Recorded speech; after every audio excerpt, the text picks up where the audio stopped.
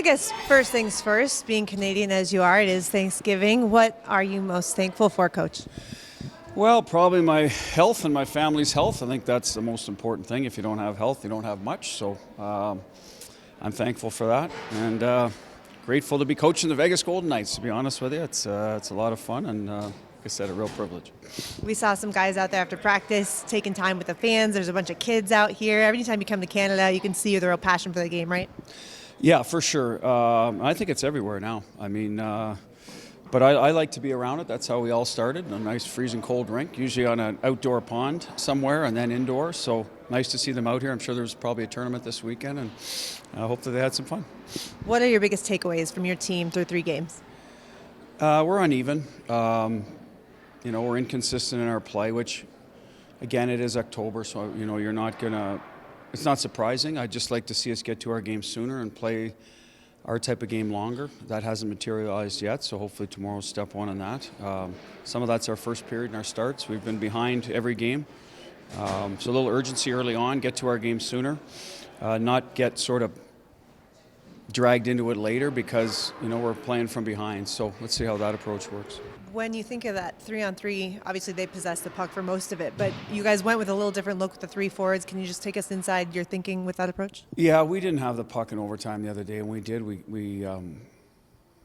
You want to take good shots, and I thought Theo had a good look early on, but after that you got to be mindful of, where you're shooting from, and then I don't think we were strong enough on it when we got it back. So that's what happened in overtime, and you end up playing a lot of defense.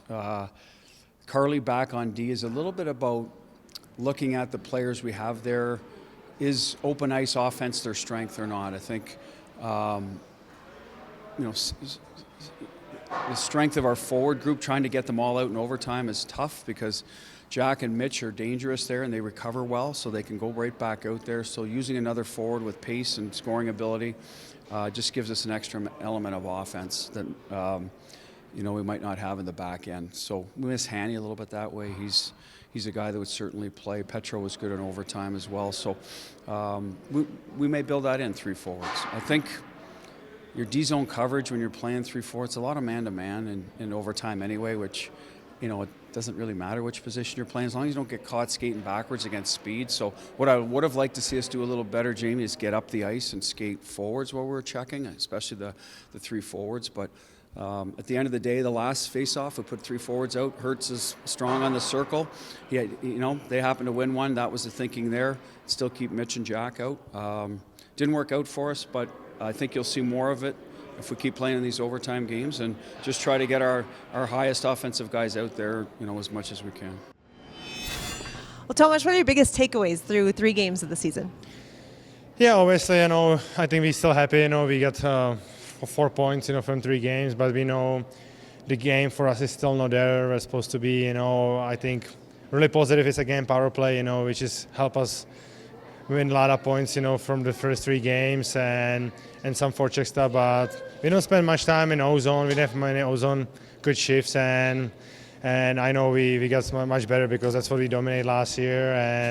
And it's tired. We have some new guys, new lineups, and sometimes it's early, but definitely we want to pick it up quickly because every point is important, especially early in the year. So it's just about simplifying things at this point? I think so, just be good in forecheck, make a simple play, get to the net, and obviously there's a couple of guys still waiting on the first goal, and sometimes you're trying too much, and sometimes it's just the easiest way, try shoot a little more and get to the net. I think we've been too much outside around the net and stuff leak, and if you want to score, you have to be tough around the net and find the rebounds. One guy who is scoring, obviously, is your other line mate, Pavel Dorofeyev.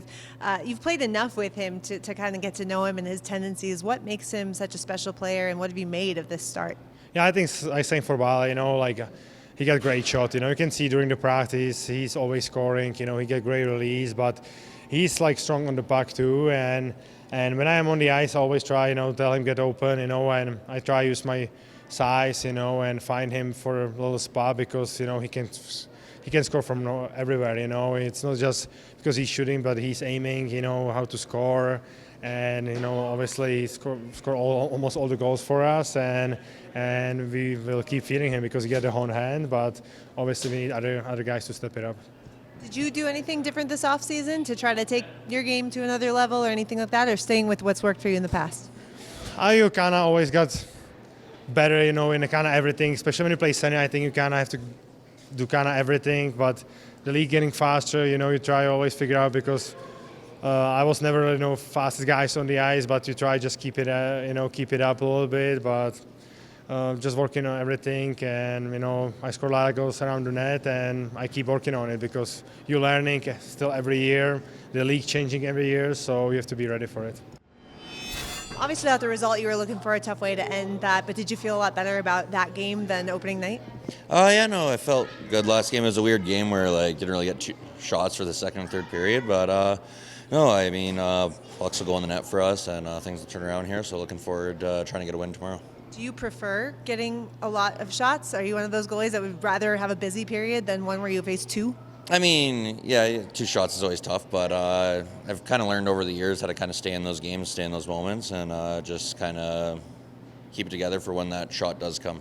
Anything different you did this offseason to, I don't know, take your game to the next level or even keep it where it was last year? I think just trying to kind of emphasize what I did the previous summer and just continue on that, and yeah, just trying to build and get better any way I can. What was that you did the previous summer that worked? Just like a little bit more Pilates type movement, and yeah, just trying to strengthen my body in those vulnerable positions. So yeah, just trying to get better all around. I know last year you had told me you wanted to have 50 starts. That was kind of a number that you hoped for. You got there. Do you have any personal goals like that number-wise this year?